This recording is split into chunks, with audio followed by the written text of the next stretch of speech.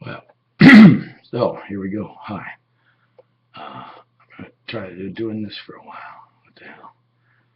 Uh, this is all you're gonna get to see of me because I'm recently newly camera shy, and I reckon I'm gonna stay that way. I reckon I want to stay that way.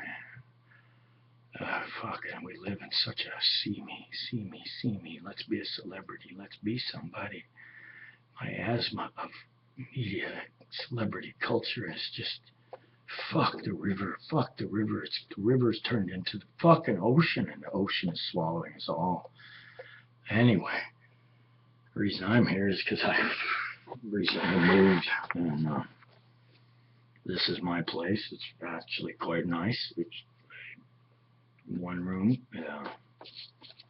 efficiency apartment, dead cheap, $410 a month, everything included, heat, electricity. I'm living Spartan-like, man, and it's all right.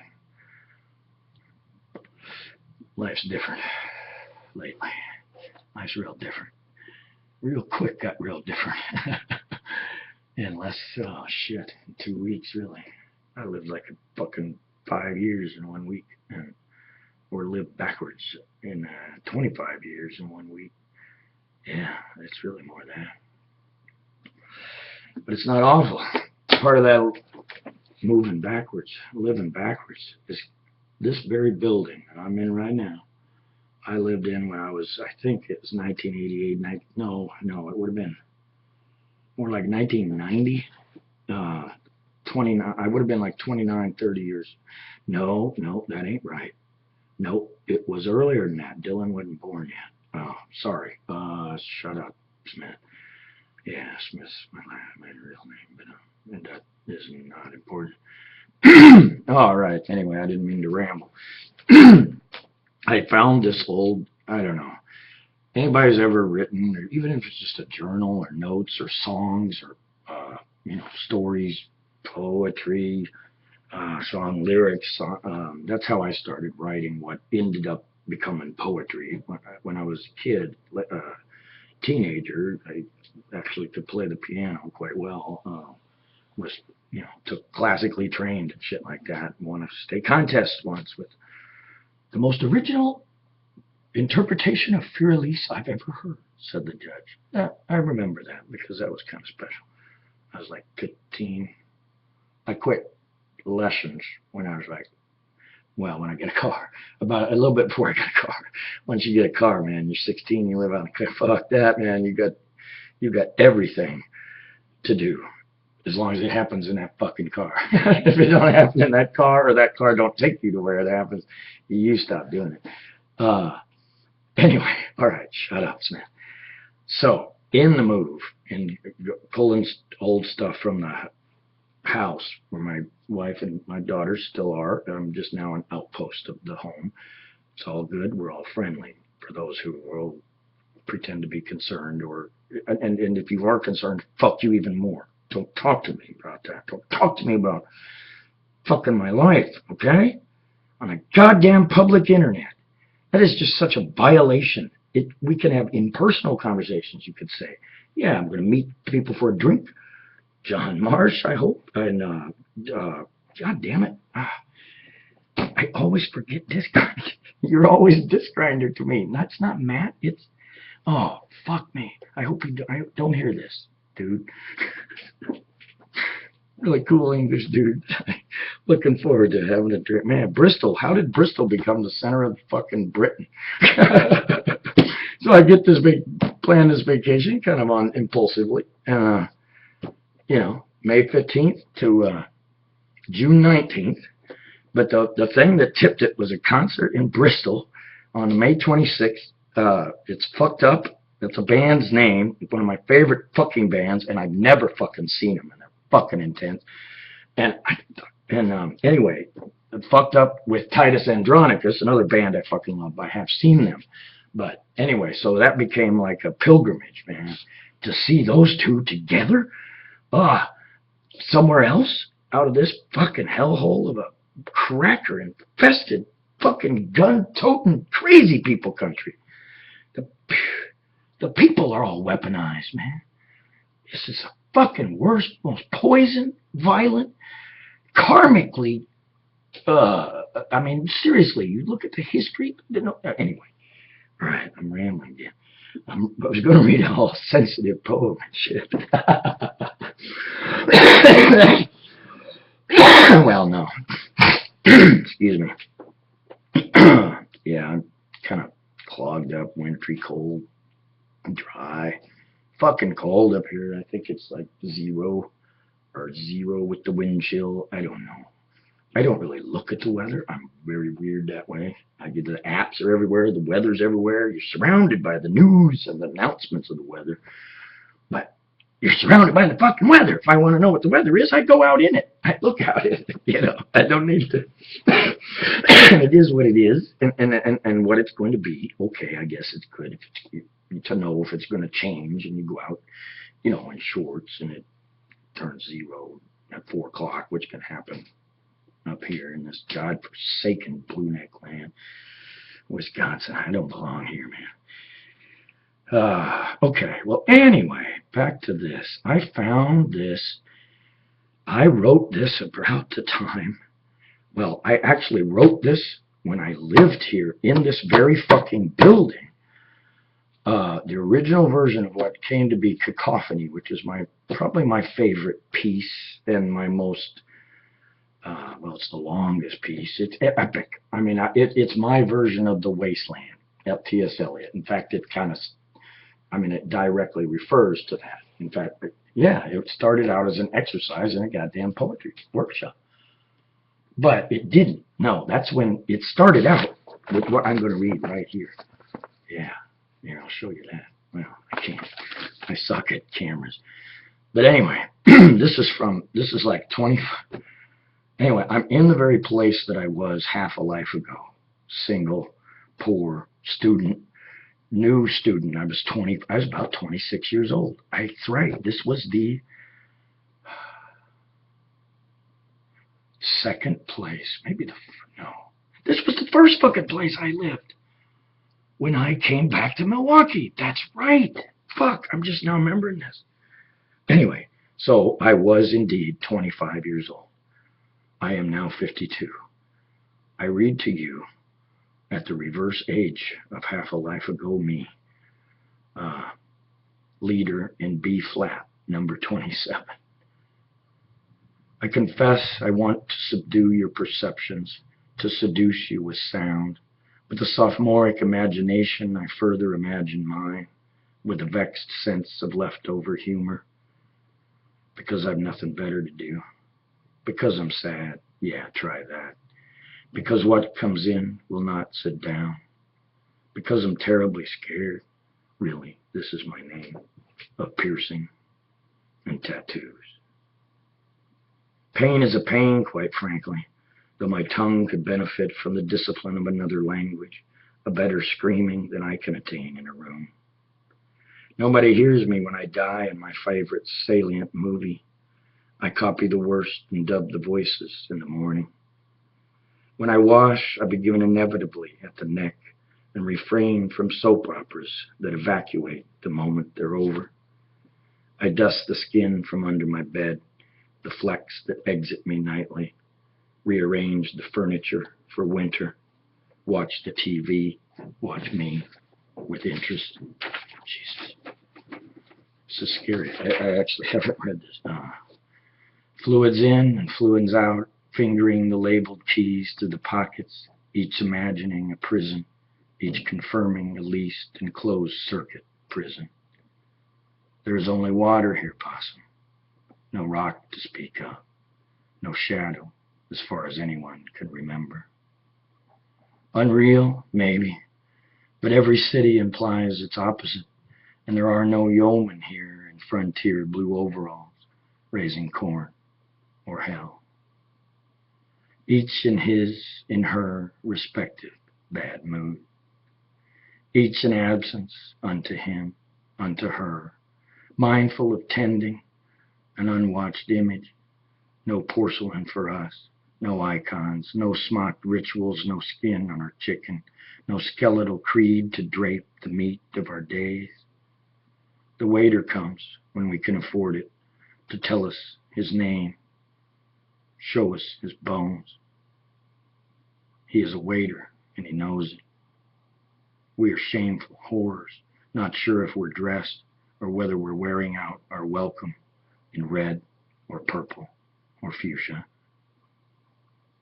I confess I want to seduce you with sound and a vexed imagination, because I've nothing better to do. Because I'm sad. Yeah, try that. Because I'm scared. Really.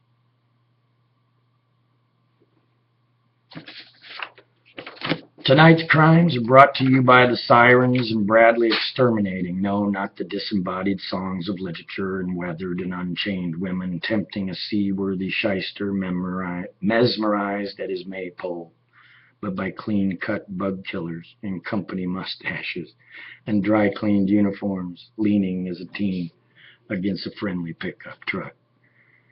And your friends at Channel 6 pronouncing mayhem like a clue to a crossword or a two-word possibility, appending a D between inner and city, spewing scotch from unctuous grins during gleeful commercials.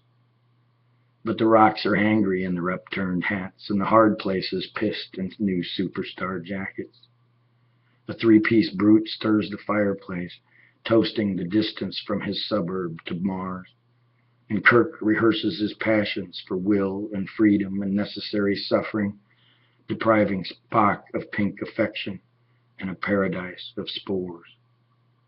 All are guilty and fall short of the mundane kingdom at its lacquered gates, save the peripatetic preachers or apocalyptic mediums working the lines on the psychic network. Call now. We're waiting. The universe is reading your future. Projected men misreading the moon from habit, just boys holding a brother up above the wailing pavement, curdled in a New York minute one fine Chicago morning. A bonbon to go with the bloody exploding bus in Fortress Jerusalem. A woman I know bought a worm-eaten Bible with an hilarious index.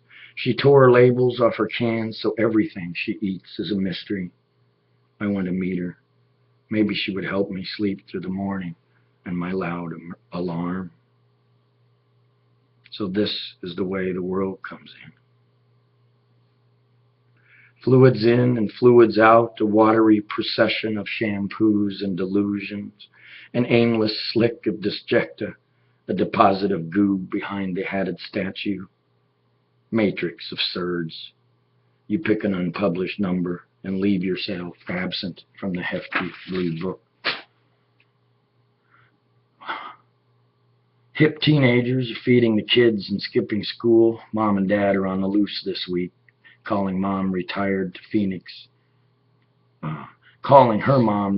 in Phoenix for more money. Dad lives in Mississippi and nurses his 4 handicap. Moths in Iowa cut short a Connecticut storm. You abort the would-be baby we fucked up on. We break amicably. An apprentice carpenter in Wisconsin with a lisp and a limited vocabulary was rescued after 24 hours buried in the well he was digging for his wife. Detroit's most acclaimed dominatrix slipped and broke her best faux diamond-handled ice pick in a low-riding Chevy executive. Whoops. I'm sorry. I made myself. I haven't read this for decades. I wrote it at 25. I'm 50 fucking 2, man. It's crazy. Anyway, some cars are named for threatened ponies. You clever little boy, you. Farm boys without a clue or an inheritance plow the formal urban geometries, the places where the people were put. They drink and grab a burger au jus at the drive-thru and drive some more, rapping like they could, leaning heavily on your horns. The Halloweeners will not skip your place this year. Antarctic penguins are huddling in their spats and de rigueur evening wear, reticent together in the wind, warbling over global warming. Wow, 1985, global warming. And now we're denying it. Yeah, fuck, that's fucked up. All right, I interrupted. But history's here, too. Anyway, the reticent penguin. Let me start the penguins again. Those aren't bad. I'm going to write this up and redo that book, I think. Because I may die soon anyway. I'm going to put everything that's worthy. This is oddly worthy. Anyway, sorry. Nobody's listening by now. I'm doing this for myself. I don't care. All right, the Halloweeners will not skip your place this year. It's kind of weak. Antarctic penguins are huddling in their spats and de rigueur evening wear, reticent together in the cold, cold wind, warbling over global warming, cradling eggs and flaps of fat. My neighbor screams and drinks because at night he can't see his feet, or because his father touched him, or because the Packers lost on a last-second field goal. Wow, that kind of nails America, man. I believe I'm being amended by the moment by a horde of suitors hawking shaving cream, or a battalion of angry women with red pencils. I am ashamed of my rent control apartment. And I was living here. But it's not rent control. It was cheap then, it's cheap now. Oh, wow. I am ashamed of my rent-controlled apartment. I keep my volition there with my unnecessary member, a piece of history when unwanted, a wrapped bag when uninterested, of innards and giblets, the parts of the bird nobody eats, even glutted on Thanksgiving. Yeah, my genitalia. I've always thought men's genitalia is the equivalent of fucking turkey giblets, turkey innards and giblets. You know, anyway. Okay. Wow, this is crazy. I am as threatening as what I drop on the sidewalk on my sodden way home, singing out of anger and crossing in earnest whenever a woman walks my way up the block alone after 11. Fuck you. I am a knight with the knowledge of a fearful and dubious chivalry. No one is safe around me when I'm anxious. Paranoia is my natural accomplishment against this backdrop. Wow, I haven't changed a bit. But I'm not really paranoid anymore. But Jesus Christ.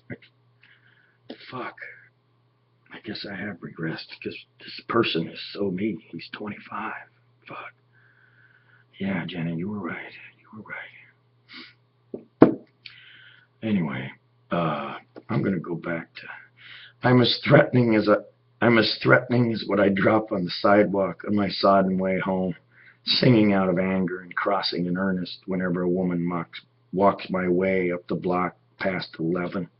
I just edited that myself. Fuck you. I am a knight with a knowledge of a fearful and dubious chivalry. No one is safe around me when I'm anxious. Paranoia is my natural accomplishment against this backdrop. Gray brings the colored ambiguity to my eye. When naked and in the dark, you'd never guess their color. You'd never know I was alone. I'm stinking in my own sap, the stuff you treat me for. I go well with pancakes in the morning, football at noon, old movie at 11. I am newsy and anonymous. I act as if I had an identity to protect. I will never show my card. I have none, and raised printing in neon colors is a bad joke. On the dirt. The dug squares where the caskets are put, or the air with the smoke of burned bones from corpses forced into community meet in the air, the first and last for most. Look, the name is on the program. Don't laugh at the makeup. Wow, wow. I didn't know I was going to read that live, but I literally found this. And I read the first half page, and I saw, goddamn, this was really turned into cacophony. So, if that's a little narcissistic or whatever, fuck you. This is what I do. I could care less about goddamn pseudo fucking society and starve. Bye.